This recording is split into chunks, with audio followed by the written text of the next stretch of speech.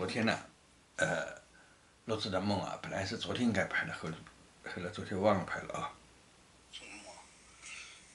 吃一粒药片呢，用那个菜汤，喝作为水啊，还咳嗽咳得要命了啊，是吃药引起咳嗽啊。我又看到那个小肯尼迪了啊。现在他，这种查药物的时候，发现人身上的好多的症状啊，就是药物引起的，有这个药物悄悄的引起的这个症状，然后医生去看，找医生看，医生看的时候就用另外一种药来治那个咳嗽，就是这个药引起的咳嗽，然后呢出现这个症状以后，那个病人再去看的时候呢，医生呢给另外一种药，给他吃，反正就是说，其实本身就是医生，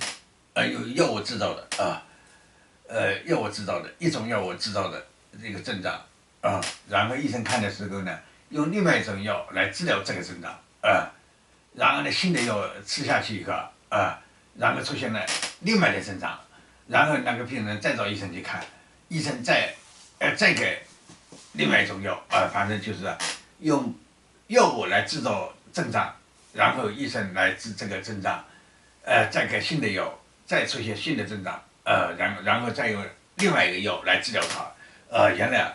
现在的医生的勾当行当就是给药给病人吃，吃的过程中产生的症状，然后医生去治另外一个症状，就是这样的。这样，原来我在东部的时候，卢克斯大学，卢克斯大学应该医学院吧有个老师我帮他临排过，也用那样子水后来我慢慢叫他处理完了停药的时候，他才意识到，他说每天每一顿就要吃1把的药他自己都没意识到，他本身也是学医的说本身就要吃。每顿就要吃1把药没意识到要把它停掉。后来我出去时候就把它停了以后，他说现在只剩了一种药了，是心脏的那个药物。我说你那个心脏药物也可以停了慢慢停了这个把所有的药都停掉，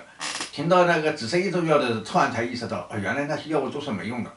我当然我就当时没告诉他，我说那还好多症状是药物引起的。然后他才停了以后，就像刚才做减法嘛，把一个一个出现症状的停掉，停到这最后一个药那个最后药然后再把它停了，啥事都没有原来药厂里面好多药就是制造症状，然后医生来治疗这个症状，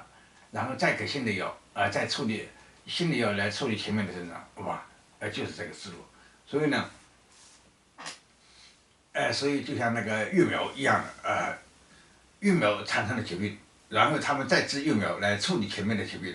没完没了又用那个育苗处理前面疾病，然后呢有这个育苗引发新的疾病，再用新的育苗来处理前面的疾病就这样。所以我写了一个信，写给那个川普总统，也写给那个小肯尼迪，我告诉他这个疾病呢，就是本身就是育苗引起的，现在想通过打育苗来解决前面的症状，我说应该要把它停掉才对，前2天，通知了要把它停掉